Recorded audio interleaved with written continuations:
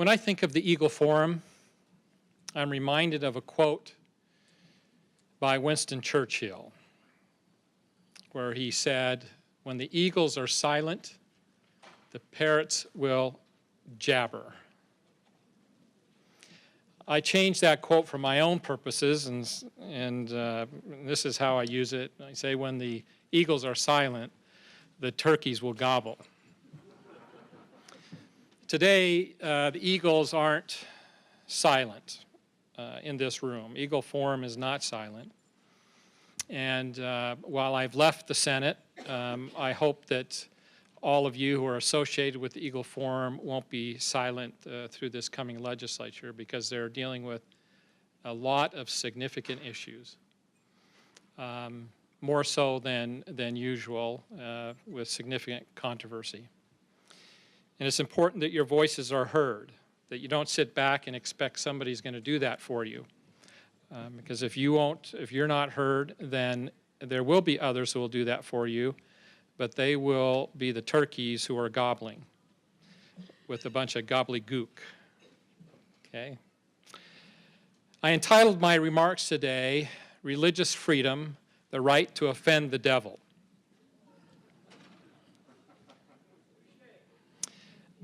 Think about that for a moment, because that's really what we're talking about when we're talking about religious freedom.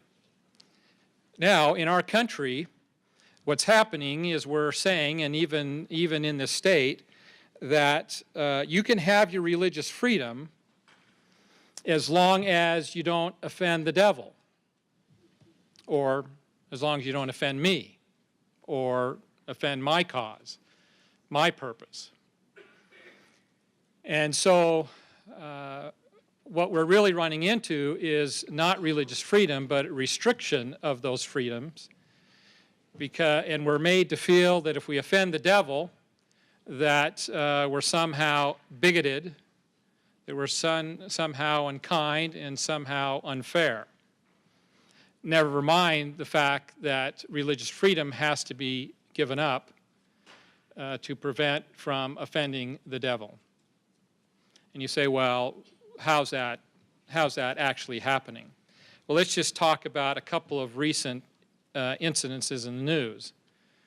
One very recent, fire chief from Atlanta, no small city, one of the major cities in this state, wrote and produced a book a year ago on his moral values and standards, and there was a relatively small section on it regarding homosexuality, marriage, and so forth.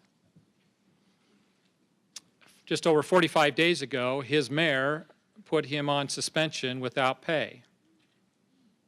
A week and a half or so ago, he was fired for that book. Now, here's the fire chief of Atlanta. I don't think it's lost on him that he's an African American who has had to fight through his whole career about his own rights in a more minority status. Yet he's now being confronted with his own religious rights being undermined, and he's lost his profession because of his written beliefs by the mayor of Atlanta.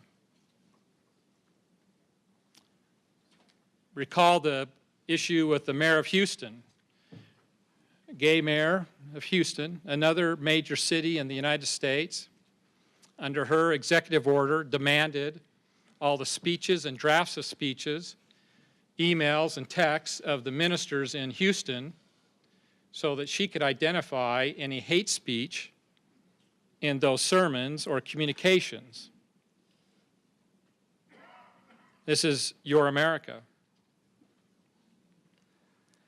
She backed off that because the gays realized that if she pursued such an effort before they'd won all of their rights, namely marriage, that there could possibly be a backlash.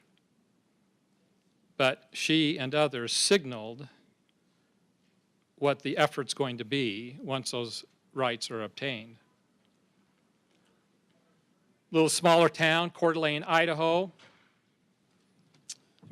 sanctioned an ordained couple, ministers, who are running a wedding chapel in Coeur d'Alene, Idaho, but they didn't feel that it was aligned with their religious beliefs to perform gay marriages, and so they were sanctioned and fined and threatened with the loss of their business license and the running and operating of their marriage chapel. Again, this is your America, and we can go on and on about that. So when I say there's an effort for people to be allowed to have religious freedom as long as it doesn't offend the devil is a reality in America. And that really equates into no religious freedom. Certainly no religious freedom outside the sanctuary or outside the worship center of any mosque, synagogue, or church in America. That's what the end goal is, to stop anyone from exercising their religious freedom in the public square. But you and I know the consequences of that will be, once that ground is won, then they will step inside the sanctuary and try to control your speech, try to control what you're taught, what doctrines are promulgated within your own church, and what activities are exercised within those churches, synagogues and mosques. So this is a real threat to America. It's a real threat to religious freedom. Now, on the other hand, there are those in this country that don't want to offend the devil. In other words, they're willing to compromise their freedoms so they will not be accused of offending the devil. And as far as I'm concerned, that's as dangerous as those who would steal religious freedom. To give away, to have peace, to have harmony, they give away their rights so they're not offending their adversaries that would take those rights away from them. So that they're not persecuted, so they're not accused of being bigoted or prejudiced. Many of you in this audience experienced that in your lifetime. The appeasement with the Nazi regime led to millions upon millions of people being killed. All along hoping that if they appeased the powers of darkness, that they would preserve life, when in fact more lives were lost as a result of it. I think if you were to talk to Poland or Czechoslovakia or Britain about that today, they would say they would not do that again, or the French for that matter. Why is this important? Besides the religious freedom in and of itself, we now have, we're now at the point in our history where our founding fathers were very concerned about. With their understanding of governments and society, they recognized that if there was going to be prosperity in this nation, establishing this new nation, there would have to be freedom. And without that, there could not be prosperity in a nation in a way that all could prosper and all could benefit in this new nation. They recognized to have freedom, they had to have a republic. The type of freedom that they wanted this nation to have required a republic form of government. They were very concerned about that. And the reason they were concerned was because no republic was successful up to that point in time.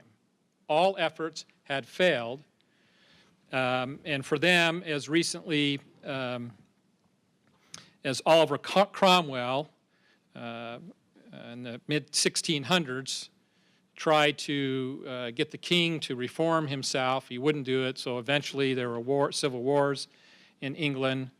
The king would not listen to the parliament, and he was eventually beheaded. Cromwell thought that he'd won the hearts and minds of the parliament and the people, that they would govern themselves, the republic form of government, and they became corrupted. The parliament came to him and said, we need you to lead. We need a leader.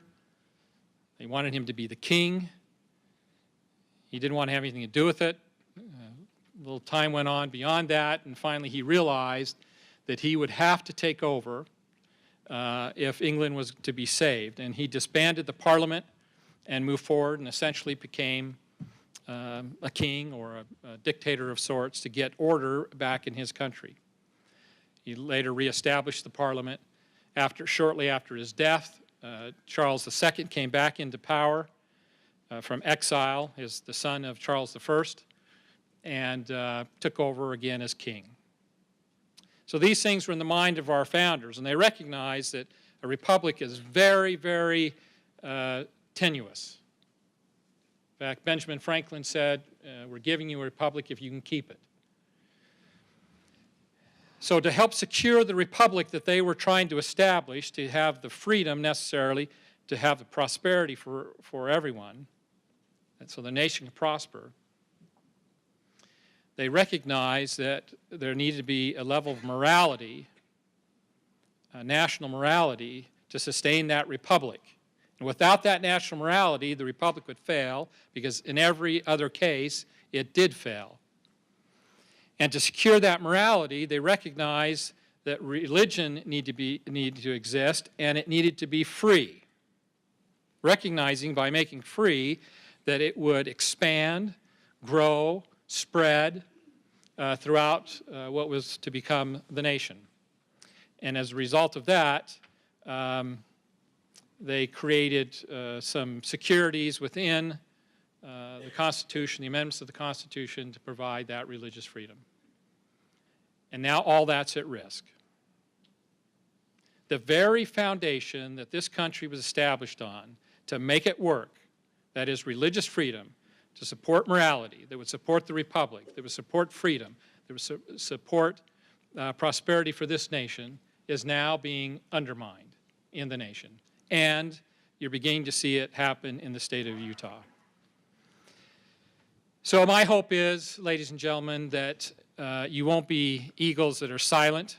In the next few months, the nation's Supreme Court will decide on marriage. And if they decide to support same-sex marriage, making it a constitutional right, a fundamental right,